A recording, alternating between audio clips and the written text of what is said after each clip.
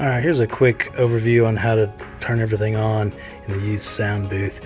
First and foremost, we got a power switch right here. As you come in the sound booth, flip that on, that'll get the board on, and get a power switch back here for the computer on as well. So next step is to come down here, turn on the amps. This will get these powered on. Unfortunately, it does not turn on your video switcher, so you need to come over here, hit this power button right here. That'll get that on. Step 3 is to turn on the Mac Mini. That's going to be over here, this power button right there. Get that turned on. Then turn on the stage LED powers. Right here, stage LEDs power. Flip that on. Get that going. If you haven't turned on the booth lights, you got booth lights. You also have the overhead dims. That's the can lights that are up there, not the fluorescents, but the cans. You can see that one right there. You also have access to the fluorescent lights here as well. Once the computer gets booted up, you need to log in. You need to check with Carl about getting the password for that if you don't have access to that. Once it gets booted up, here's a couple really important things. First off, you want to launch LiteKey at the very beginning before you launch ProPresenter if you're going to run a Wednesday night program. That way it'll get them both synced up and going. Once you launch LiteKey, once again, if you get an update, a software update reminder, make sure you tell me, Frank Wright, about it, but do remind me later. Don't update anything when it's your turn to do that. So you're going to go to Youth Room Updated 1.15.24. That's the current one that we've got going on. Saying that there's no... Okay, you want to make sure that this Intech DMX USB Pro is going as well. Right here, click Live. Right there in the middle, see Youth Worship.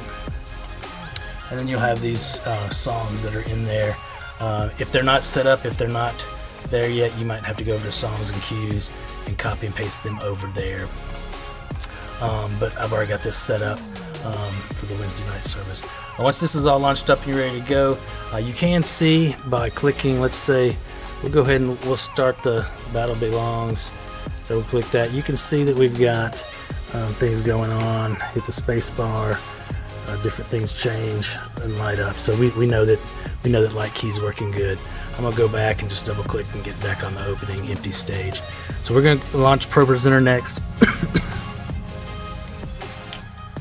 Once again, if you get a software update, just hit remind me later. So here's the cool thing. Once this is all set up, your macros should work. So for when you fire something, yep, we got it going. If we go to Oceans, it's probably gonna be a blue. Yep. All right. So once we go through that, you can see we're changing the different things, and we got different things going on. So that's getting everything on. Once you get that going, you're good there. You're going to turn on your projector right here, which is power on. Just click that. That'll turn on. One thing, it should all be set up and everything should work in, but if you're not sure, if something's just getting a little wonky, go to Screens.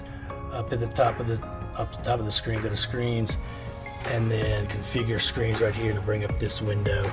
And then your projector needs to be set on main projector right here, and that should be good. So once it's going, you can see it's starting to fire up.